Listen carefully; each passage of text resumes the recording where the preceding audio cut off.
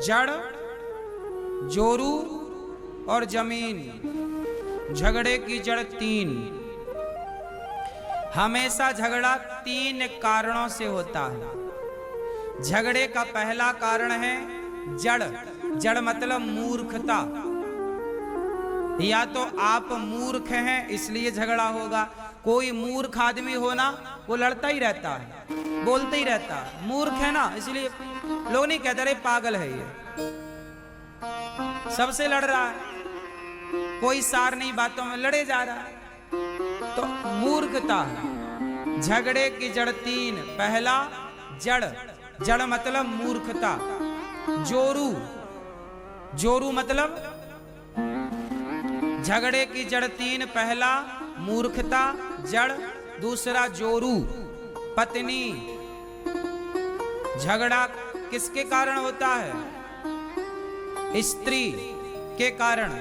और तीसरा जमीन। झगड़ा का तीसरा कारण है जमीन जायदाद, सोना चांदी बंटवारा। ये झगड़े के कारण है।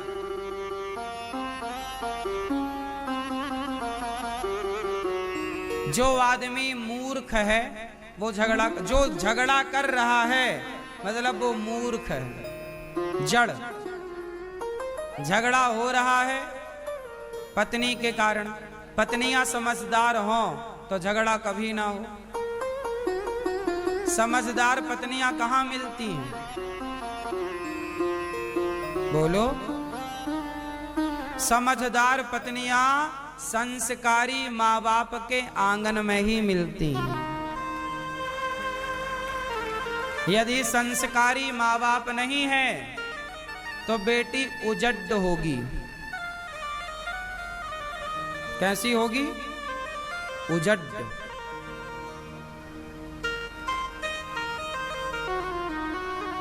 बेटियां यदि बिगड़ती हैं तो गलती किसकी होती है? बेटियों की कि बेटी के माँ बाप की? इसलिए आपकी बेटी है मतलब आपकी जिम्मेदारी ज्यादा है, क्योंकि आपकी बेटी बहू बनके किसी घर में जाएगी तो उस घर में वो वहां का वातावरण अच्छा रखे।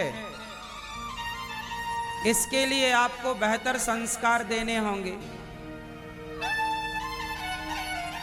लड़कियां बहुएं बिगड़ती हैं इसलिए क्योंकि माँ बाप ने संस्कार बढ़िया नहीं दिए। और ये बात कह दो बहू से कि तेरे बाप ने, तेरी माँ ने ठीक संस्कार नहीं दिए तो उसे बुराई लग जाती है। हमें ऐसा कहा।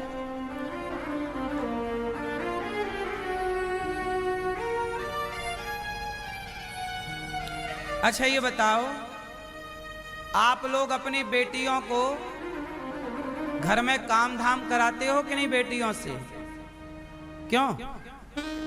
आप लोग अपनी बेटियों से घर में काम धाम कराते हो कि झूला झुलवाते हो?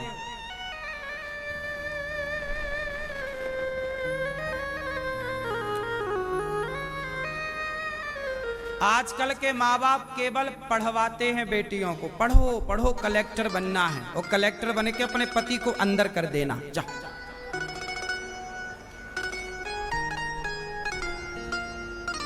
पढ़ाई लिखाई बुरी नहीं है,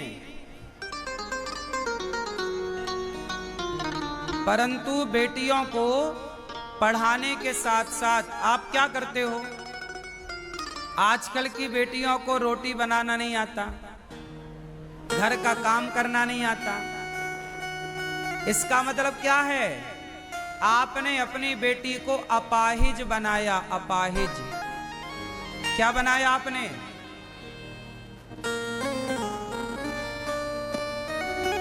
पढ़ी लिखी बेटियां पैसा कमा सकती हैं, पर 95% पढ़ी लिखी बेटियां पैसा तो कमा सकती हैं पर घर नहीं चला सकती। पढ़ी लिखी के साथ साथ संस्कार चाहिए। कौन से संस्कार?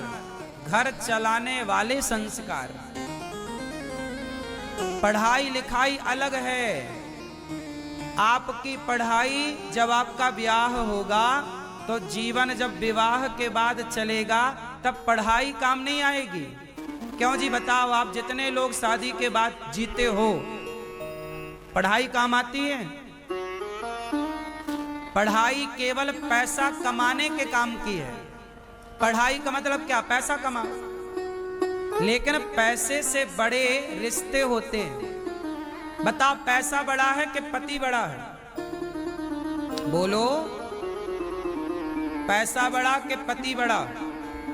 जोर से। पैसे बड़ा कि परिवार बड़ा?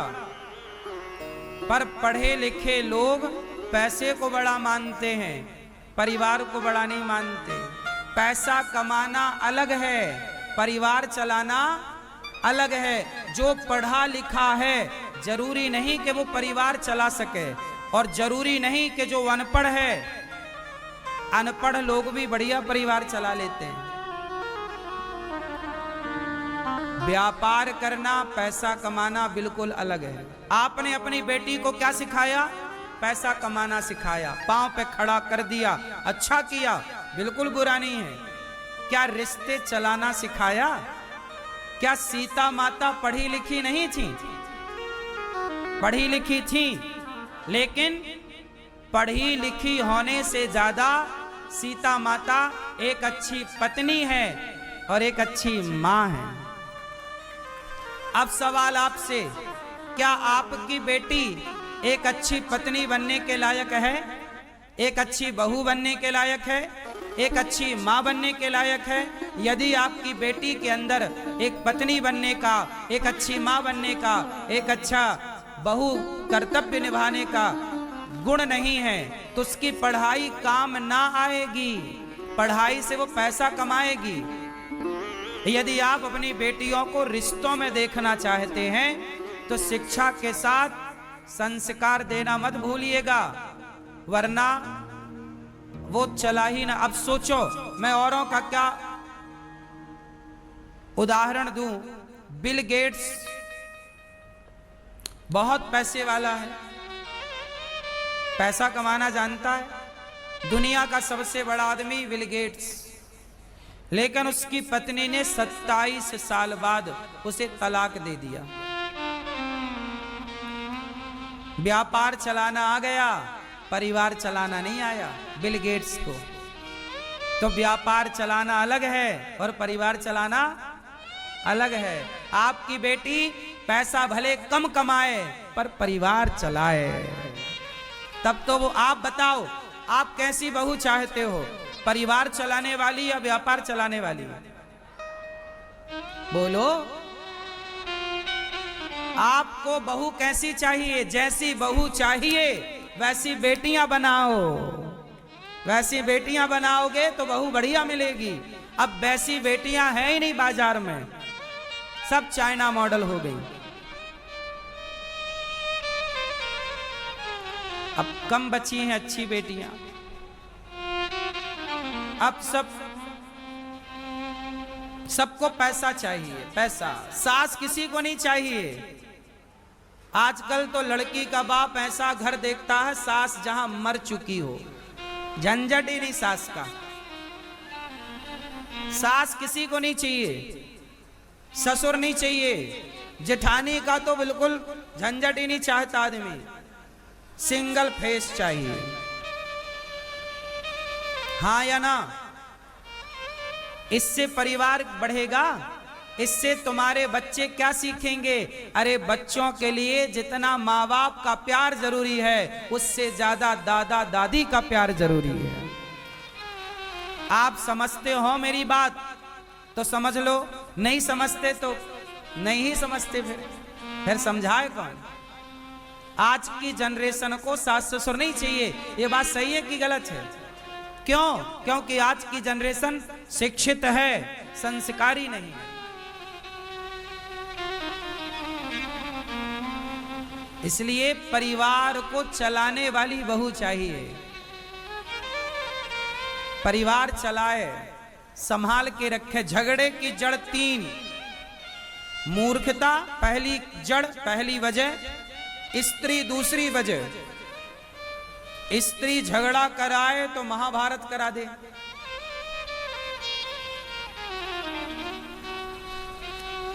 भाई भाई में झगड़ा कभी नहीं होता। अक्सर आपने देखा होगा दोनों भाई प्यार से थे, पर विवाह हुआ और झगड़ा चालू। सवाल खड़ा हुआ कि विवाह के पहले तो दोनों भाई एक थाली पर खाते थे, एक बिस्तर पर सोते थे। अब विवाह के बाद क्या हो गया कि दोनों में फूट पड़ गई।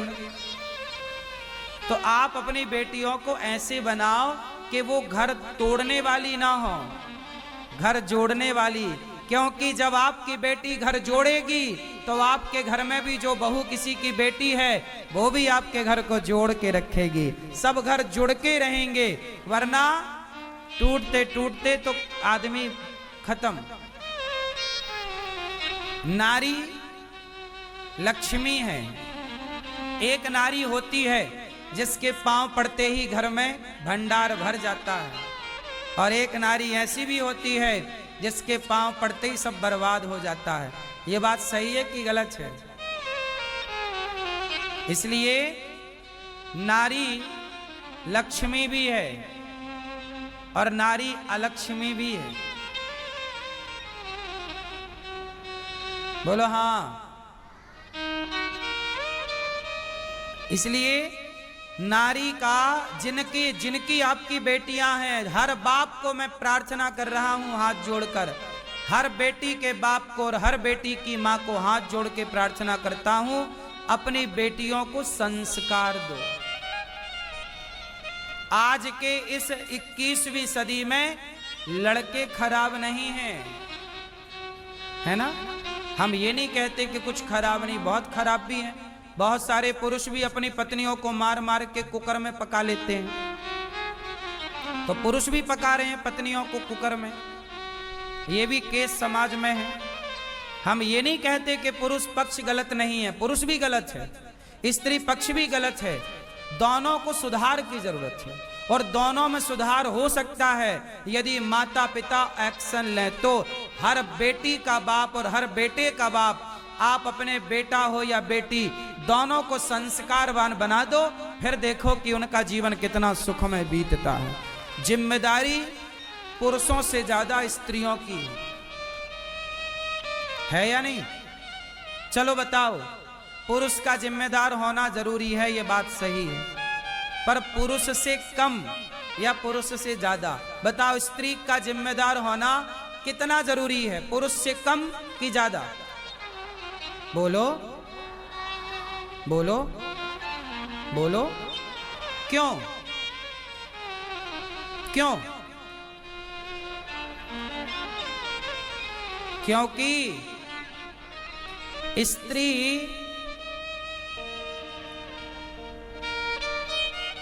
पांच 10 साल तक तो बच्चा अपने बाप को समझता ही नहीं। 5-10 साल तो हर बच्चा, लड़की और लड़का, हर बच्चा अपनी माँ को ज्यादा समझता है। ये बात सही है कि गलत है?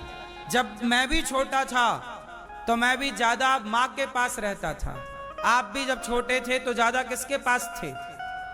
चलो बताओ, आप लोग बाप के पास ज्यादा रहते हैं छोटे में कि माँ के पास? किसके पास? फिर बच्चे सबसे ज्यादा माँ के पास होते हैं, बाप के पास कम होते हैं। बाप काम पे चला जाता है, बच्चों को खिलाती है माँ, सुलाती है माँ, जगाती है माँ, पढ़ने के लिए तैयार करती है माँ, पढ़कर आए तो ड्रेस उतारती है माँ। अधिकांश समय माँ रहती है बच्चे के पास। इसलिए माँ का समझदार होना बहुत जरूरी है। यदि माँ मतलब नारी, नारी मतलब स्त्री, यदि माँ समझदार है तो वो बच्चों के साथ खेल खेल में वो संस्कार के बीज बो देगी। आजकल गलती कहां हो गई कि माँ समझदार नहीं है, इसलिए बच्चे समझदार नहीं बने। इसका उदाहरण सुनो, शिवाजी, इतिहास पे टटोलो। शिवाजी की माँ का नाम है, वीर शिवाजी की माँ का नाम है जीजाबाई।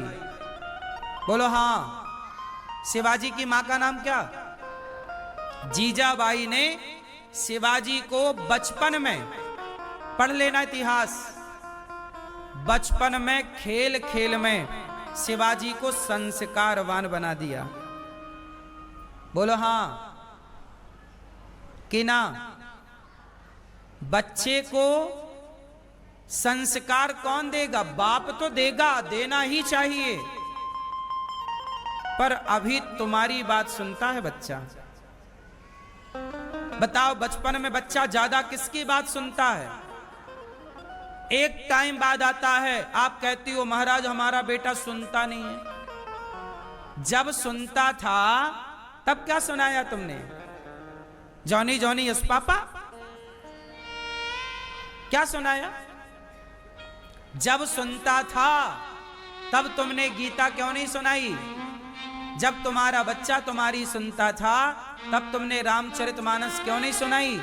जब तुम्हारा बच्चा सुनता था तब तुमने उसे संस्कार क्यों नहीं दिए?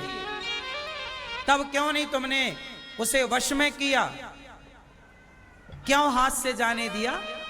अब तुम रोती हो कि बेटा सुनता नहीं है। एक टाइम था ना कि बच्चा सुनता था, सबको लात मार के तुम्हारी गोद में आता था तुम्हारा बच्चा। तुम्हारे बिना सोता नहीं था तुम्हारा बेटा, तुम्हारे बिना रहता नहीं था तुम्हारा बेटा। जब तुम्हारा बेटा तुम्हारी गोद में था तब तुम क्या कर रही थी? मोबाइल पकड़ा रही थी ना बेटे को, ले बेटा खेल। तुमने माता का कर्तव्य पूरा नहीं किया, इसलिए तुम्हें बुढ़ापे में रोना पड़ेगा। तैयार रहो आंसू बहाने के लिए। तुम्हारा दुख, तुम्हारे दुख का कारण कौन?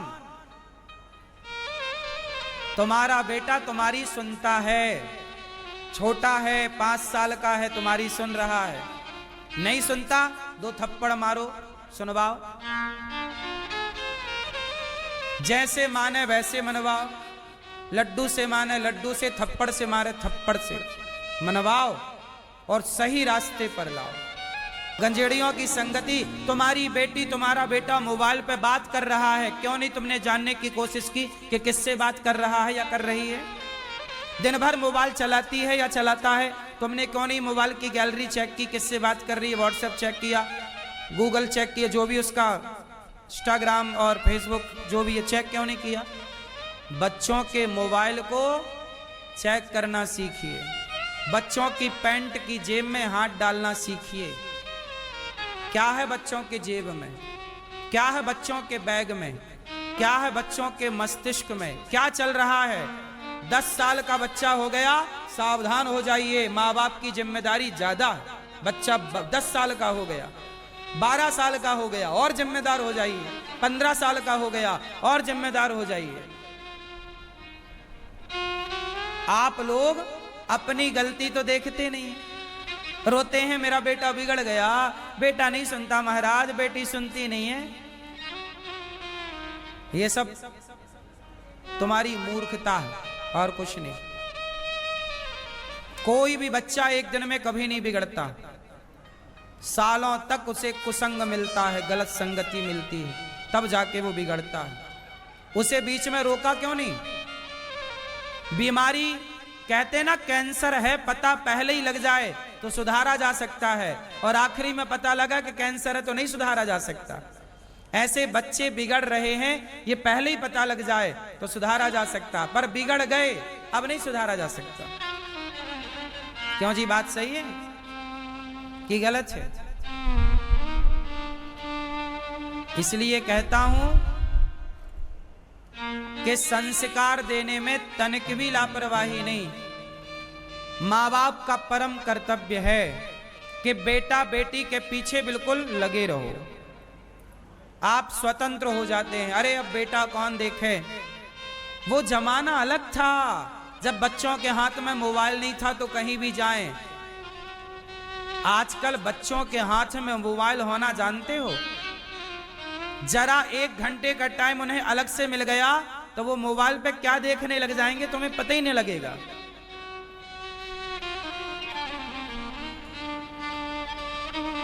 है ना? तनिक मौका मिल जाए उन्हें पता ही नहीं है कि उनके लिए क्या सही है क्या गलत है। आपने तो बस मोबाइल पकड़ा दिया। मोबाइल सबसे बड़ा कुसंग है, सबसे बड़ा सत्संग भी मोबाइल है, यदि उसे सही तरीके से यूज करना आ गया तो। और यदि गलत यूज है तो उससे बड़ा कुसंग क्या होगा। आजकल लड़कियों को लड़के कहां मिलते हैं? पहले गली में मिलते थे, पहले चौराहे में मिलते थे, पहले स्कूल में मिलते थे। आजकल लड़कियों को लड़के इंस्टाग्राम में मिलते हैं, आजकल लड़कियों को लड़के फेसबुक में मिलते हैं और वहीं से उनका ईलू ईलू चालू हो जाता है। बोलो हाँ कि ना। अब वो जमाना गया जहां लड़के चौराहे में मिलते थे, अब वो जमाना गया जहां लड़के स्कूल कॉलेज में मिलते थे। अब लड़के कहां मिलते हैं? बोलो फेसबुक इंस्टाग्राम। ए मेरी माँ, तुम्हारी समझ में नहीं आएगा अभी।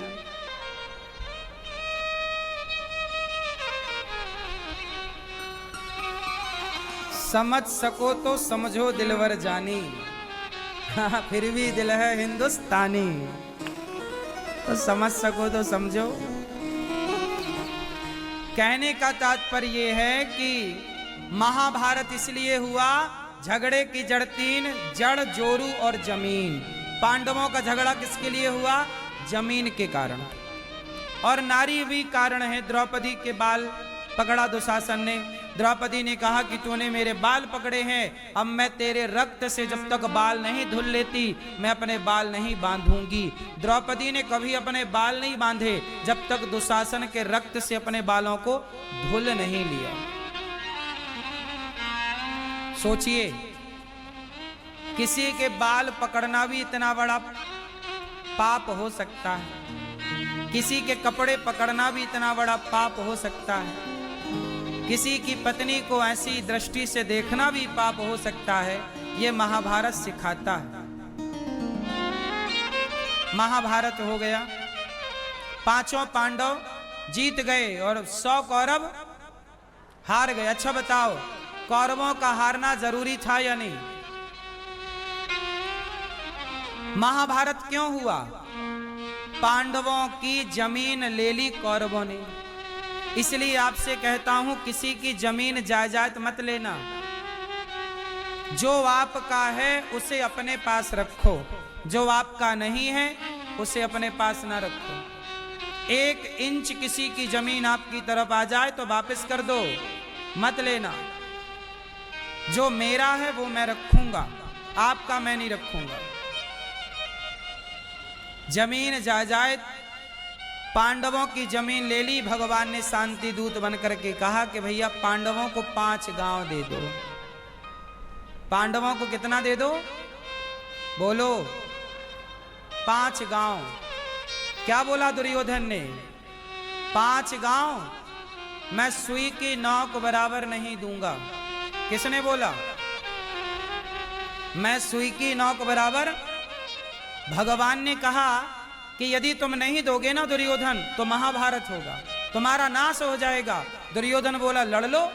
बड़ी गर्मी थी दुर्योधन को, बड़ी अकड़ थी पैसे की, पावर की।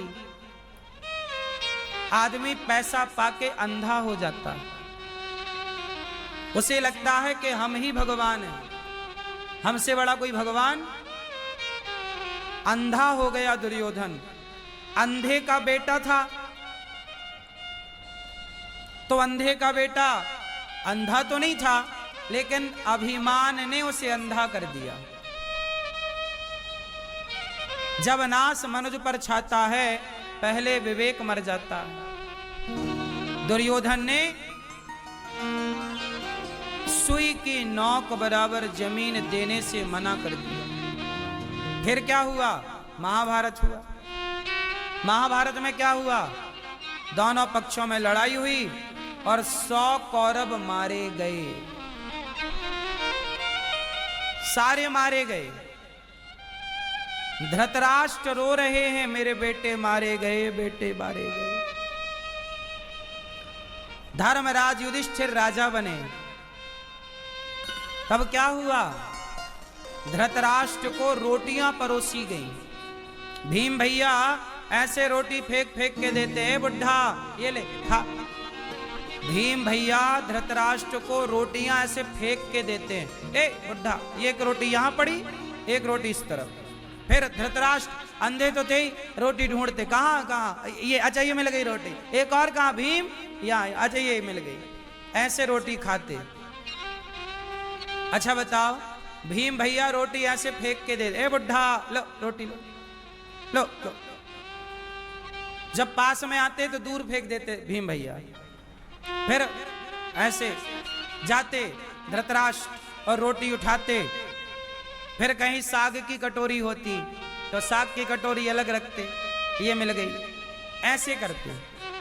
अब मैं आप लोगों से सवाल कर रहा हूं कि बताओ, भीम का व्यवहार इस तरह से धृतराष्ट्र के प्रति सही है कि गलत है? बोलो, गलत है?